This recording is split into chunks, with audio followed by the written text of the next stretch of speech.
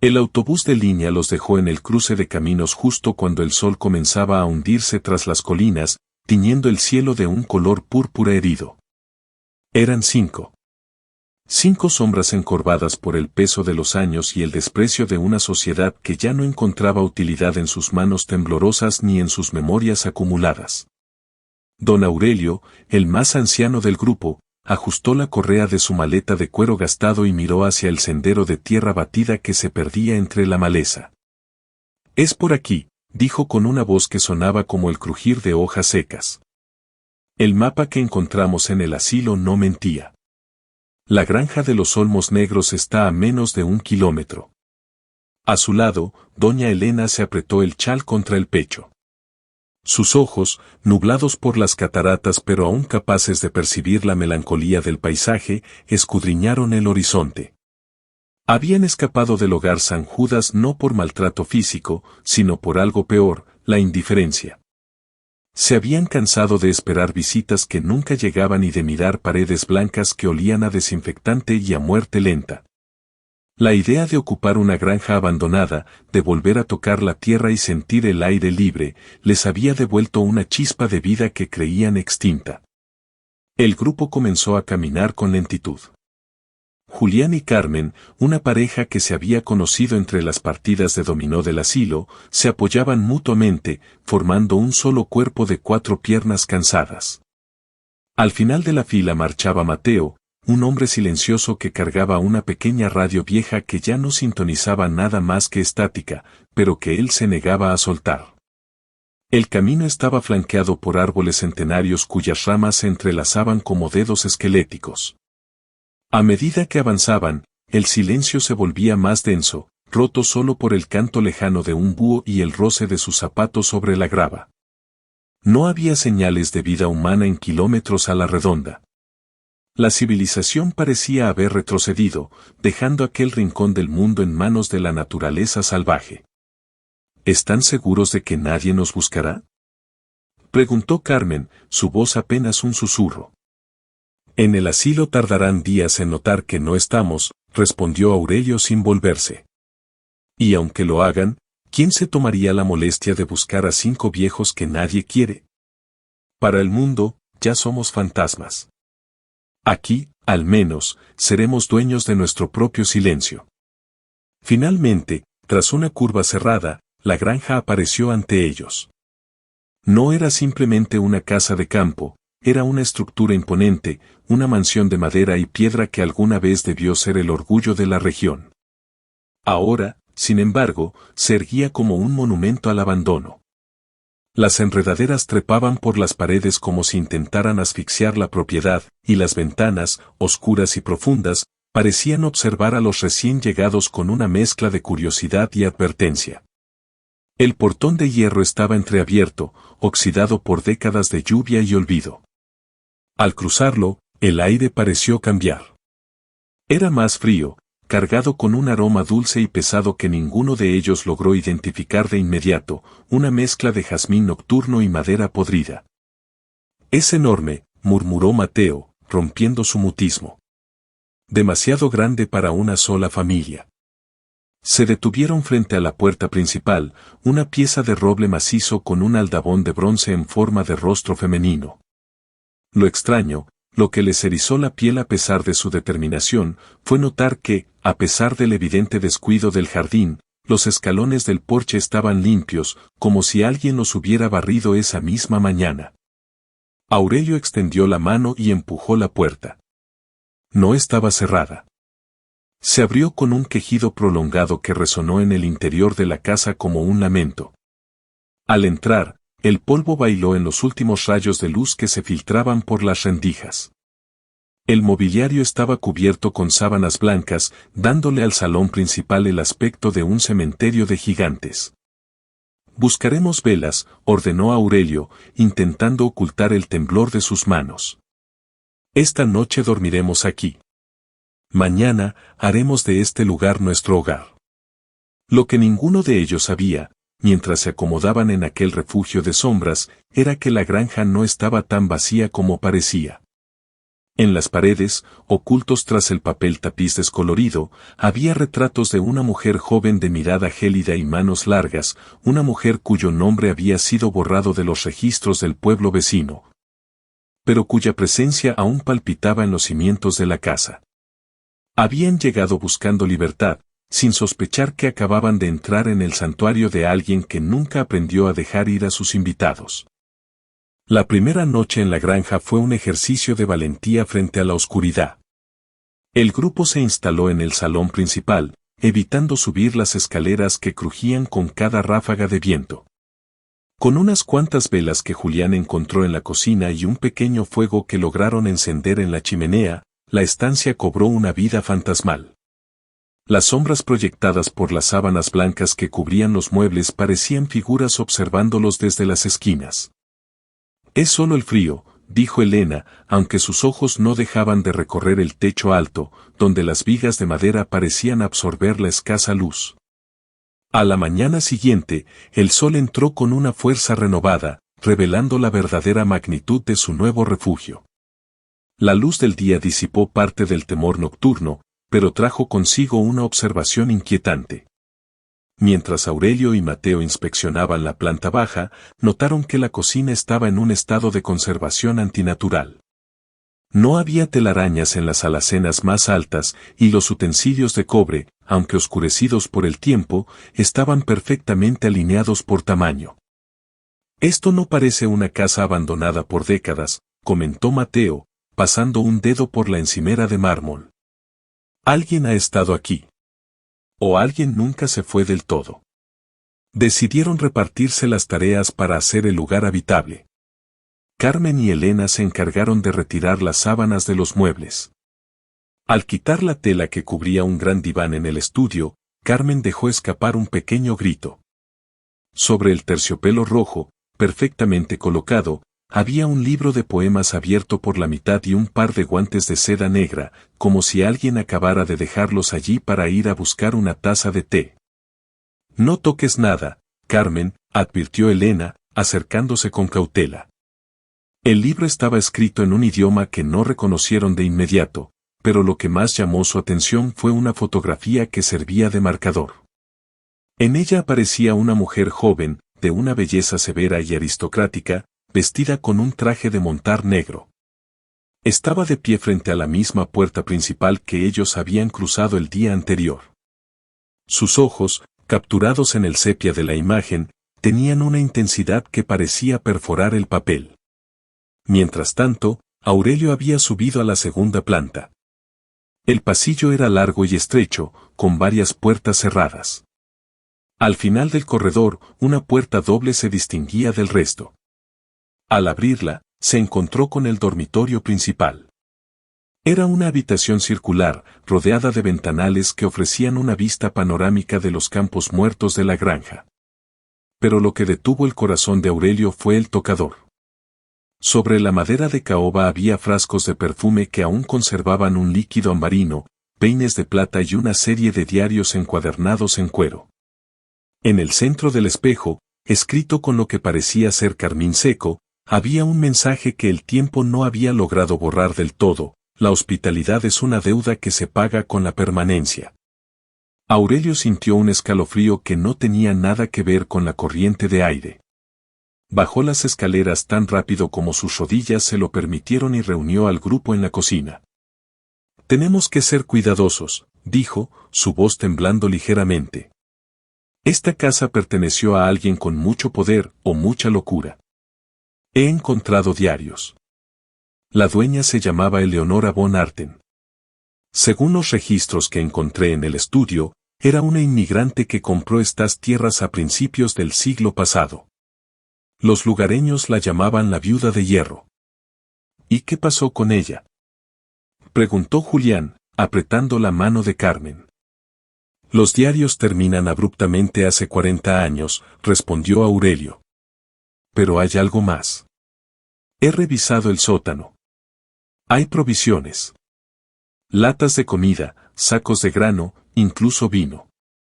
Todo parece estar en buen estado, como si alguien lo hubiera repuesto hace poco. Esa tarde, el grupo intentó ignorar la sensación de estar siendo observados. Salieron al jardín para intentar limpiar la maleza, pero Mateo descubrió algo que cambió el ánimo de todos. En la parte trasera de la propiedad, oculta tras unos sauces llorones, había una hilera de lápidas pequeñas y blancas. No tenían nombres, solo fechas. Eran muchas, demasiadas para una granja familiar. No son tumbas de niños, murmuró Mateo, arrodillándose. Son fechas de entrada y salida. Como en un registro. 1952 a 1958, 1960 a 1965. El silencio que siguió fue absoluto. El sol comenzó a ocultarse de nuevo, y con la penumbra, los sonidos de la casa se intensificaron. Pasos en el piso de arriba, el roce de una falda de seda contra las paredes del pasillo y, de repente, el sonido de la radio vieja de Mateo. La radio, que no había funcionado en años, comenzó a emitir una melodía de piano clara, nítida y dolorosamente triste. Yo no la encendí, dijo Mateo, palideciendo mientras la radio, sobre la mesa de la cocina, vibraba con la música. La melodía era un vals, una pieza que invitaba a bailar, pero que al mismo tiempo sonaba como una despedida. En ese momento, todos comprendieron que no habían encontrado simplemente un refugio. Habían entrado en un dominio que tenía sus propias reglas, y la dueña, viva o muerta, ya los había registrado en su lista de huéspedes. El vals que emanaba de la radio de Mateo llenó cada rincón de la cocina, transformando el aire pesado en una atmósfera de salón de baile de otra época. Los 5 ancianos permanecieron inmóviles, como estatuas de sal, temiendo que cualquier movimiento rompiera el hechizo o, peor aún, atrajera la atención de lo que sea que hubiera accionado el aparato. La música no tenía la estática propia de una emisión lejana, sonaba como si el piano estuviera allí mismo, en el centro de la habitación. Es una señal, susurró doña Elena, cuya fe en lo invisible siempre había sido más fuerte que la de los demás. Ella nos está dando la bienvenida. O nos está advirtiendo. Aurelio, haciendo acopio de una valentía que no sentía, se acercó a la radio y giró la perilla. El aparato se apagó, pero la melodía no cesó de inmediato, el eco persistió en sus oídos durante varios segundos, como un zumbido dulce y venenoso. El silencio que siguió fue más aterrador que el ruido. No podemos dejarnos llevar por la fantasía, sentenció Aurelio, aunque sus ojos delataban su inquietud. Somos gente mayor, el cansancio y el hambre nos están jugando pasadas.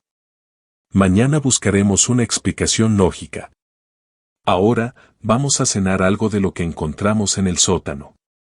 Julián y Mateo bajaron a la despensa subterránea. Bajaron con una linterna cuyas pilas amenazaban con desfallecer.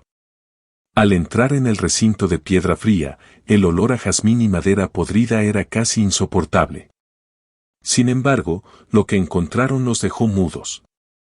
En una mesa de madera rústica, donde antes solo habían visto cajas polvorientas, ahora reposaba una bandeja de plata con pan recién horneado.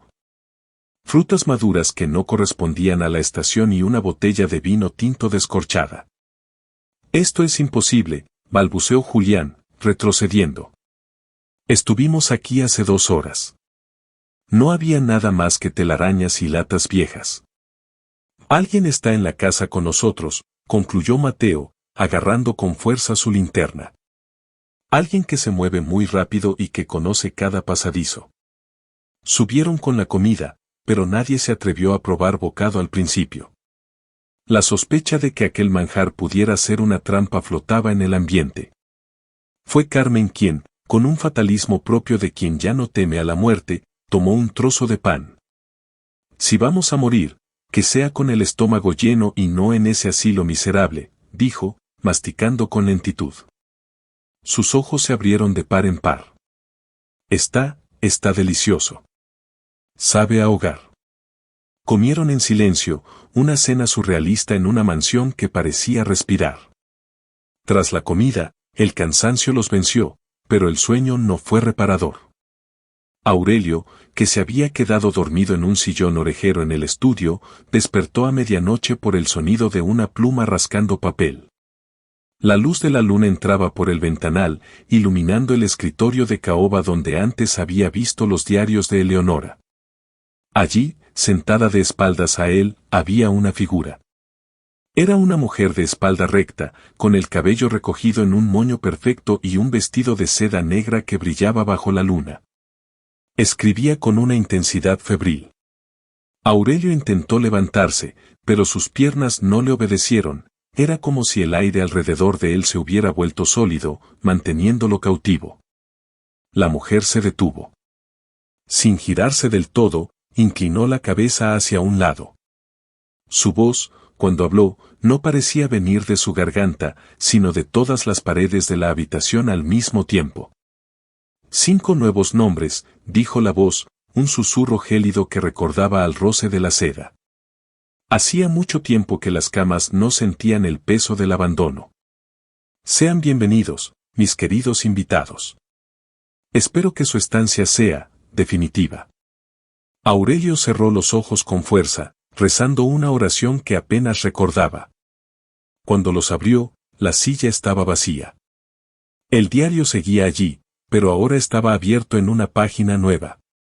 Con manos temblorosas, Aurelio se acercó y leyó lo que acababa de ser escrito con una caligrafía impecable y tinta aún húmeda. Aurelio, Elena, Julián, Carmen, Mateo. Registrados el 23 de octubre. Estado, recolectados. El término recolectados envió una descarga de terror por su columna vertebral. Corrió hacia el salón para despertar a los demás, pero al llegar, los encontró en un estado de trance. Estaban de pie, en círculo, mirando hacia la gran escalera. En el primer descanso, una figura oscura los observaba. No era una mujer, o al menos no solo eso, era una sombra densa que parecía absorber la poca luz de las velas. Ella quiere que subamos, dijo Elena con voz monótona, como si estuviera hablando en sueños. Ella tiene las habitaciones listas. Dice que en el asilo nos olvidaron, pero ella nos recordará para siempre. No. Gritó Aurelio, sacudiendo a Julián por los hombros. Tenemos que irnos ahora mismo. Esta mujer no es una anfitriona, es una coleccionista. Pero cuando Aurelio corrió hacia la puerta principal para intentar abrirla, descubrió con horror que el pomo no giraba. No era solo que estuviera echada la llave, era como si la puerta hubiera pasado a formar parte de la pared, fusionándose con la madera y la piedra.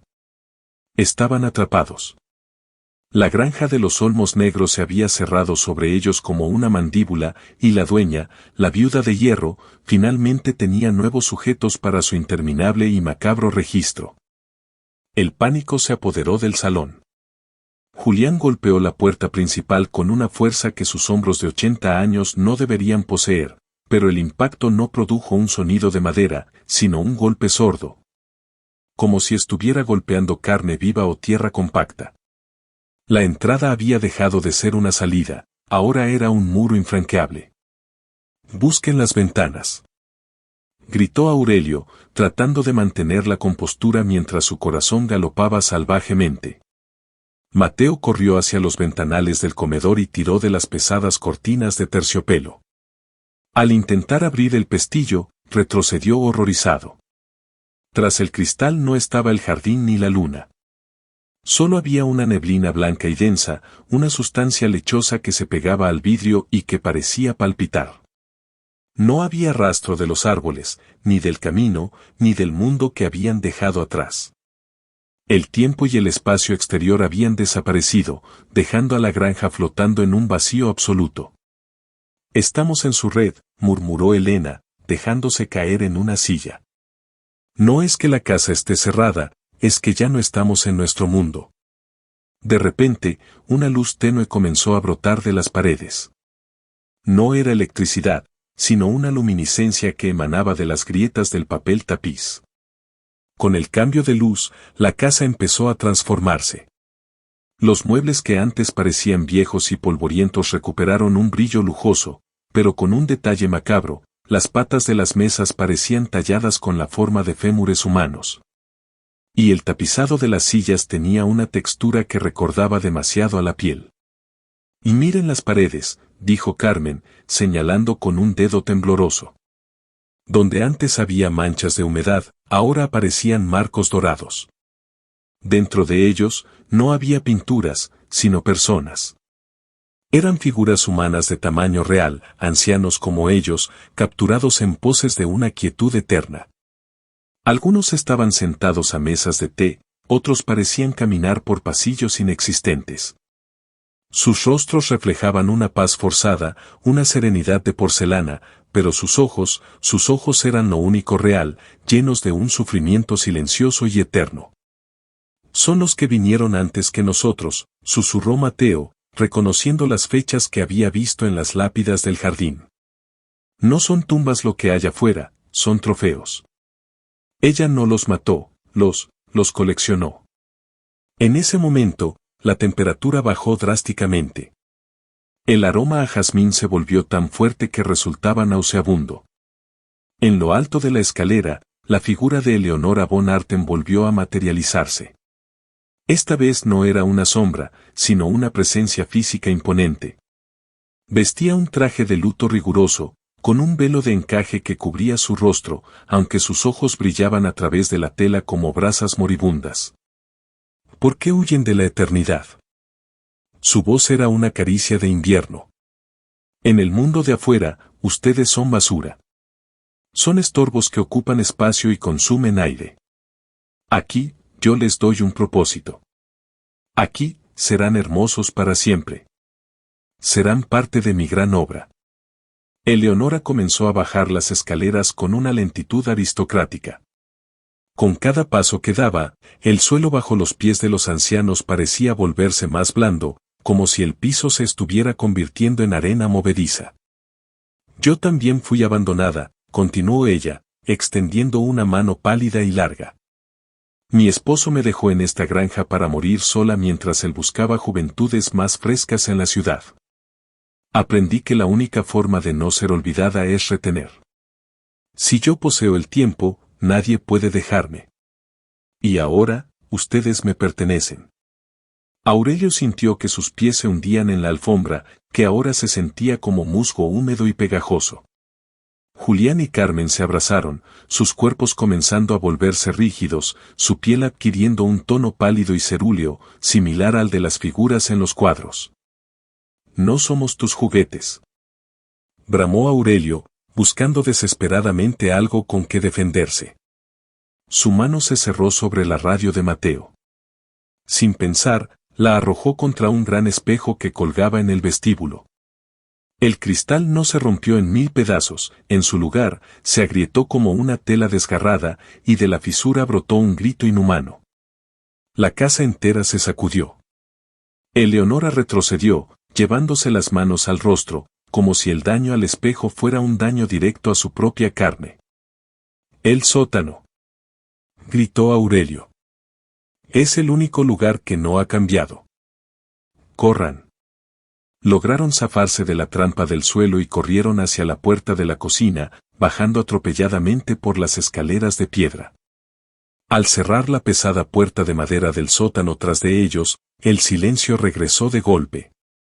Sin embargo, no era un silencio de seguridad. En la penumbra, rodeados de sacos de grano y botellas de vino que ahora parecían más oscuras que la sangre, se dieron cuenta de algo aterrador. Mateo no estaba con ellos. ¿Dónde está Mateo?, preguntó Elena, con el aliento entrecortado. Un sonido rítmico comenzó a escucharse sobre sus cabezas. Tac, tac, tac. Era el sonido de la radio de Mateo, pero esta vez no emitía música. Emitía la voz de Mateo, una grabación distorsionada y agónica que decía una y otra vez: Ya estoy en el marco. El marco es cómodo.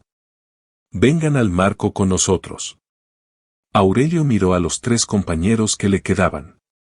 La luz de su única linterna empezaba a parpadear, y en las paredes de piedra del sótano empezaron a brotar, muy lentamente, los contornos de un nuevo marco dorado. El sótano, que inicialmente les pareció un refugio, comenzó a transformarse en una jaula de piedra. El aire se volvió rancio, cargado de un polvo que no era polvo, sino algo que recordaba a las escamas de una piel reseca. La voz de Mateo, repitiéndose desde la planta superior a través de la radio, se convirtió en un martilleo psicológico que Carmen no pudo soportar más. Se cubrió los oídos con las manos, sollozando, mientras Julián intentaba consolarla con brazos que cada vez se sentían más pesados y rígidos. «Tenemos que salir de aquí antes de que el marco se complete», dijo Aurelio, señalando la pared de piedra. El contorno dorado que había empezado a brotar de la roca ya no era un dibujo. Era un relieve sólido de madera tallada y pan de oro que crecía como un hongo maligno. Dentro del marco, la piedra empezaba a aclararse, revelando un lienzo en blanco que esperaba ser llenado con su presencia. Aurelio comprendió la mecánica de la casa. La granja no los mataba, los fijaba. Los convertía en parte de su estructura, en decorado eterno para la soledad de Eleonora. «No hay salida por arriba», susurró Elena, cuya mirada se había vuelto extrañamente lúcida. «Pero mi padre siempre decía que las granjas de esta época tenían túneles de drenaje o bodegas de ventilación que conectaban con los campos. Si esta casa se alimenta de nosotros, la salida debe estar donde la casa excreta lo que no le sirve». Aurelio asintió y comenzó a mover los pesados sacos de grano. Mateo, antes de ser capturado, había mencionado que el suelo del sótano se sentía diferente en una esquina. Tras minutos de esfuerzo agónico, bajo la luz parpadeante de la linterna, encontraron una trampilla de hierro oculta bajo una alfombra de moho negro. Estaba sellada con un candado antiguo, pero el metal estaba tan corroído por la humedad que Aurelio pudo romperlo golpeándolo con una botella pesada. Al abrir la trampilla, un hedor a tierra mojada y algo metálico subió hacia ellos. No era una escalera, sino un conducto estrecho que se hundía en la oscuridad. «Es nuestra única oportunidad», dijo Aurelio. Justo cuando Julián se disponía a bajar, la puerta del sótano, aquella que habían cerrado con llave, se abrió de par en par sin hacer un solo ruido. En el umbral no estaba Eleonora, sino Mateo. O lo que quedaba de él. El cuerpo de Mateo se movía con una rigidez espantosa, como si fuera una marioneta cuyos hilos fueran tirados por alguien que no comprende la anatomía humana. Su piel tenía un brillo cerúleo, idéntico a la porcelana, y sus ojos eran dos esferas de vidrio sin pupilas. No hablaba, pero de su boca abierta emanaba el sonido de la estática de su radio. «Mateo», susurró Carmen, dando un paso hacia él por puro instinto. «Ese ya no es Mateo», gritó Aurelio, tirando de ella hacia la trampilla. «Míralo. Y ya es parte de la colección». El Mateo de porcelana levantó una mano. Sus dedos se alargaron de forma imposible, convirtiéndose en finas agujas de hueso y barniz. Con un movimiento rápido, intentó alcanzar a Julián, pero éste logró lanzarse por el conducto justo a tiempo. Aurelio y Elena ayudaron a Carmen a bajar y luego saltaron ellos, cerrando la trampilla desde adentro justo cuando sentían los golpes de los dedos de porcelana contra el hierro. Cayeron en un túnel estrecho y claustrofóbico. Tenían que avanzar a gatas sobre un lodo espeso que les llegaba a las muñecas. El espacio era tan reducido que sus espaldas rozaban el techo de piedra fría. «Sigan adelante», jadeó Aurelio, que sentía que sus pulmones ya no daban más de sí. «No miren atrás». A medida que avanzaban, el túnel empezó a ensancharse, pero las paredes empezaron a mostrar algo perturbador. No eran piedras comunes, eran objetos personales incrustados en el barro. Relojes de bolsillo, gafas rotas, dentaduras postizas, bastones, eran los restos de aquellos que no habían llegado a ser cuadros, los desechos de la recolección de Eleonora. De repente, el túnel se abrió a una cámara más grande. En el centro de la cámara, sentada en un trono hecho de raíces y huesos, estaba la verdadera forma de Eleonora von Arten. No era la mujer elegante del piso de arriba. Era una criatura ancestral, una masa de sombras y filamentos blanquecinos que se conectaban al techo y a las paredes, como si ella fuera el corazón de una inmensa red nerviosa que se extendía por toda la granja. Pensaron que el sótano era el final, la voz resonó directamente en sus cerebros, saltándose sus oídos. El sótano es solo mi estómago. Aquí es donde decido quiénes serán mis joyas en el salón y quiénes serán solo el abono para mi jardín eterno. Los filamentos comenzaron a descender del techo como telarañas pegajosas, buscando la piel de los 4 ancianos. Elena, en un acto de desesperación, sacó de su bolsillo un encendedor que había guardado desde el asilo.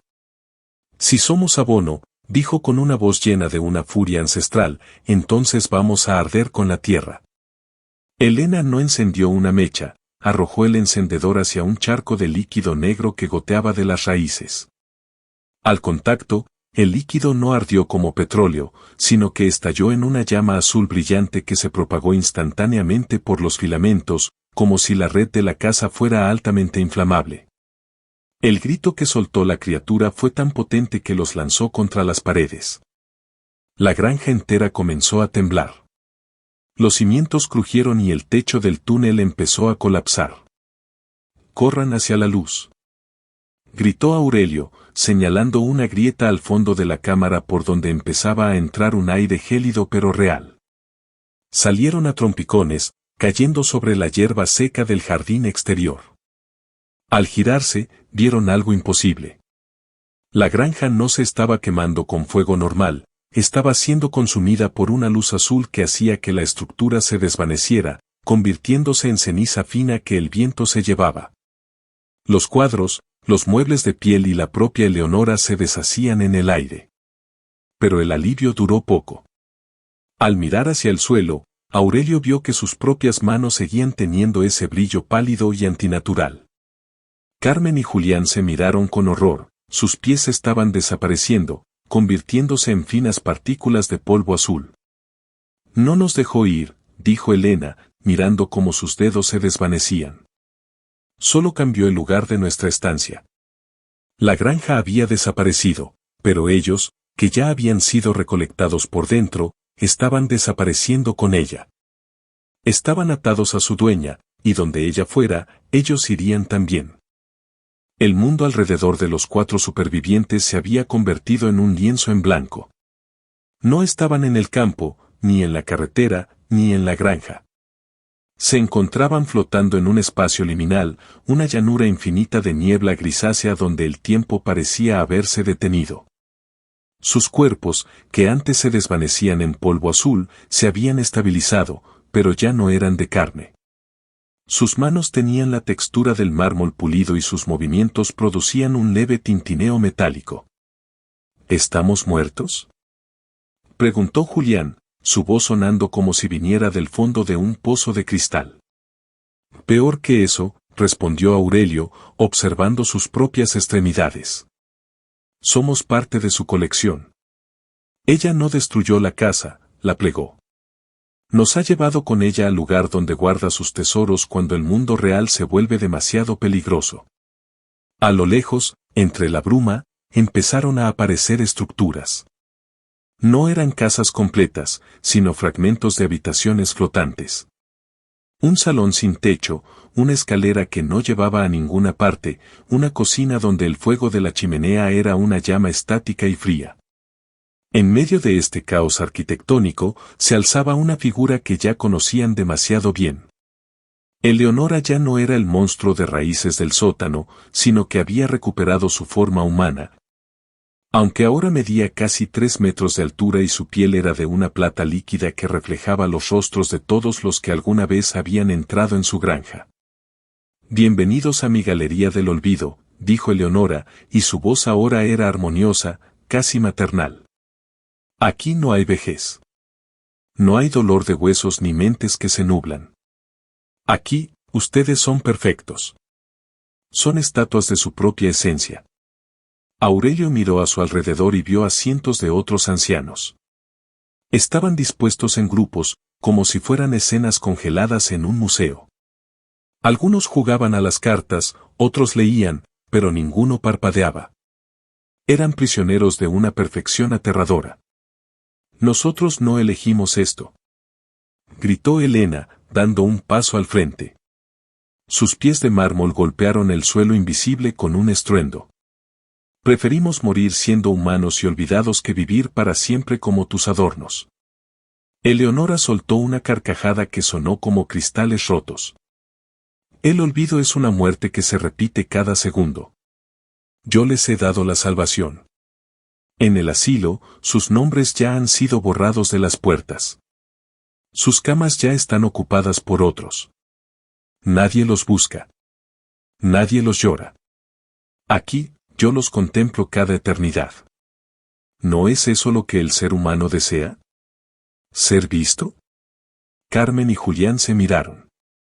En este lugar, sus rostros ya no tenían arrugas, sus espaldas eran rectas y sus manos no temblaban. Por un momento, la tentación de quedarse en aquel refugio sin tiempo, donde la decrepitud no existía, brilló en sus ojos de vidrio. Era la trampa final de Eleonora, ofrecerles la dignidad que el mundo exterior les había arrebatado, a cambio de su voluntad. No se dejen engañar, advirtió Aurelio, notando la vacilación de sus amigos. Esta no es nuestra juventud. Es una máscara. Miren bien a los demás. Aurelio señaló a un grupo de ancianos cercanos. Aunque parecían hermosos y jóvenes bajo la luz de plata, sus ojos estaban vacíos de toda chispa. No tenían pensamientos, no tenían deseos. Eran solo el eco de lo que fueron, mantenidos por la vanidad de una mujer que no podía aceptar su propia soledad. De repente, Mateo apareció entre la niebla. Su forma de porcelana estaba más avanzada que la de los demás. Se acercó a ellos con pasos mecánicos. Aurelio. Helena, susurró, y esta vez su voz no era de la radio, sino un rastro de su verdadera alma. Ella se alimenta de nuestras historias. Cada vez que recordamos algo del mundo de afuera, ella lo absorbe para mantener este lugar. Si dejamos de recordar, nos convertimos en estatuas completas. No dejen que les robe sus memorias. Eleonora frunció el ceño y extendió una mano hacia Mateo. El cuerpo del hombre empezó a agrietarse, desprendiendo trozos de cerámica blanca. Silencio, pieza defectuosa. Sentenció la dueña. Corran hacia sus recuerdos. Gritó Mateo antes de romperse en 1000 pedazos que se convirtieron en polvo. Es la única forma de romper el cristal. Aurelio comprendió. La galería de Eleonora se mantenía gracias a la energía de sus vidas pasadas, de sus dolores y sus alegrías reales. Si lograban proyectar sus recuerdos más dolorosos y crudos, aquellos que ella no podía embellecer ni convertir en porcelana, la estructura misma del limbo colapsaría. Helena, Carmen, Julián.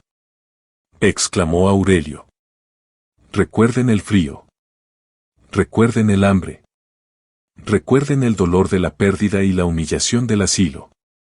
No busquen lo bello, busquen lo que nos hace humanos, nuestra fragilidad. Los 4 cerraron los ojos y, en lugar de entregarse a la paz de la plata, invocaron la crudeza de su realidad. Aurelio recordó el olor a desinfectante del hospital donde murió su esposa, Helena recordó la soledad de sus cumpleaños sin llamadas, Julián y Carmen recordaron el miedo de ser olvidados por sus hijos. El suelo de plata empezó a agrietarse. La luz pura y blanca de la galería comenzó a ser invadida por sombras marrones y grises, los colores de la vida real.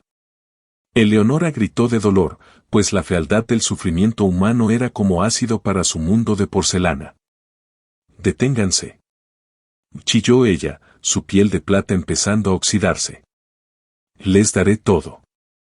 Les daré tronos. Les daré la juventud de los dioses. No queremos ser dioses, respondió Aurelio, abriendo los ojos, que ahora volvían a ser acuosos y cansados. Queremos ser hombres y mujeres que mueren bajo el sol, no objetos que brillan en la oscuridad. Una grieta inmensa se abrió bajo los pies de Eleonora, y de ella brotó una marea de recuerdos negros y pesados que empezaron a devorar la galería.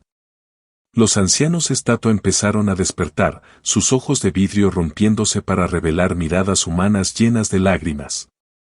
El mundo de Eleonora se caía a pedazos, y con él, la última barrera entre el olvido y la verdad. El colapso de la galería del olvido fue un estruendo de cristales rompiéndose contra la realidad. La marea de recuerdos crudos y dolorosos que los 4 ancianos habían invocado actuó como un veneno para el reino de Eleonora. La plata se tornó plomo, y la porcelana perfecta se fragmentó en miles de esquirlas que volvían a ser polvo, sudor y lágrimas. La dueña de la granja, despojada de su belleza aristocrática, se encogió hasta convertirse en una figura esquelética y gris, una sombra que se deshacía entre sus propios trofeos. «Me dejan sola», aulló Eleonora por última vez, su voz perdiéndose en el vacío. El mundo exterior no tiene lugar para ustedes. Allí no son nada. Allí somos libres, replicó Aurelio, aunque su voz volvía a ser el susurro cansado de un hombre de 80 años. De repente, una explosión de luz blanca, pero esta vez cálida y natural, lo envolvió todo. El grupo sintió una caída infinita, una sensación de vértigo que les devolvió el peso de sus pulmones, el latido irregular de sus corazones y el dolor punzante en sus articulaciones. No era un dolor cruel, era el dolor de estar vivos. Cuando Aurelio abrió los ojos, se encontró tendido sobre la hierba húmeda. Era de madrugada. El aire olía a tierra mojada y a pino, el olor real del campo. A su lado, Elena, Julián y Carmen respiraban con dificultad, pero estaban allí. Sus manos volvían a tener arrugas, manchas de la edad y venas marcadas, eran manos humanas, bendecidas por la imperfección. Miraron hacia donde debería estar la granja de los olmos negros. No había nada. Solo un claro en el bosque, cubierto de maleza y salpicado de piedras calcinadas que parecían haber estado allí durante décadas. No quedaba ni un solo rastro de la mansión, ni de los marcos dorados, ni de la radio de Mateo. La granja no había sido destruida en ese momento, se había desvanecido hacía mucho tiempo, manteniéndose en pie solo por la voluntad de un espíritu que se negaba a marchar. ¿Y Mateo?, preguntó Carmen, mirando alrededor con esperanza. Aurelio bajó la cabeza. No había rastro de él. Mateo se había sacrificado, dejando que su esencia fuera la primera en romperse para salvar a los demás. En el lugar donde Mateo había estado de pie antes de la última transición, solo encontraron su pequeña radio vieja, oxidada y en silencio. Se pusieron de pie con esfuerzo. El mundo parecía más vasto, más frío, pero también más brillante. Caminaron de regreso hacia el cruce de caminos donde el autobús los había dejado días, o quizás siglos, atrás. Mientras avanzaban, el sol comenzó a asomar por el horizonte, un disco naranja que prometía un nuevo día. Al llegar a la carretera principal, un coche de policía se detuvo junto a ellos. 2 oficiales bajaron, sus rostros reflejando una mezcla de alivio y confusión. «Son ellos. Los del asilo San Judas», dijo uno de los oficiales. «Llevamos 3 días buscándolos por todo el condado». «¿Dónde estaban? ¿Cómo sobrevivieron ahí fuera sin comida ni refugio?» Aurelio miró a sus compañeros. Elena le dio un apretón suave en la mano. ¿Cómo explicarles que habían sido huéspedes de una mujer que coleccionaba almas? ¿Cómo decirles que habían escapado de una eternidad de porcelana? «Nos perdimos en el bosque», respondió Aurelio con una sonrisa triste y sabia. «Encontramos una granja, pero ya no queda nada de ella». Los oficiales los ayudaron a subir al vehículo. Mientras el coche se alejaba, Aurelio miró por la ventanilla hacia los campos. Por un instante, entre la niebla del amanecer, creyó ver la silueta de una mujer joven, de pie bajo un olmo negro, despidiéndose con un gesto de la mano que ya no era de plata, sino de humo. El regreso al asilo fue diferente. Aunque las paredes seguían siendo blancas y el olor a desinfectante persistía, ellos ya no eran los mismos. Ya no esperaban las visitas de hijos que no vendrían, se tenían los unos a los otros. Se sentaban en el jardín a ver atardecer, apreciando cada arruga, cada mancha y cada fallo de la memoria, sabiendo que cada uno de esos detalles era una prueba de que seguían siendo dueños de su propia historia. En una pequeña mesa del salón de juegos del asilo, colocaron la radio de Mateo. Nunca volvió a encenderse, pero cada vez que el sol daba de lleno en su carcasa metálica, los cuatro amigos juraban que podían escuchar, muy tenue, el eco de un vals que les recordaba que, aunque el mundo los considerara olvidados, ellos habían derrotado al tiempo mismo. Habían sido abandonados por los hombres, pero jamás serían recolectados por el olvido. Si te ha gustado esta historia, no olvides darle a me gusta y suscribirte al canal para no perderte los próximos capítulos. Activa la campanita para que YouTube te avise siempre que suba un nuevo video.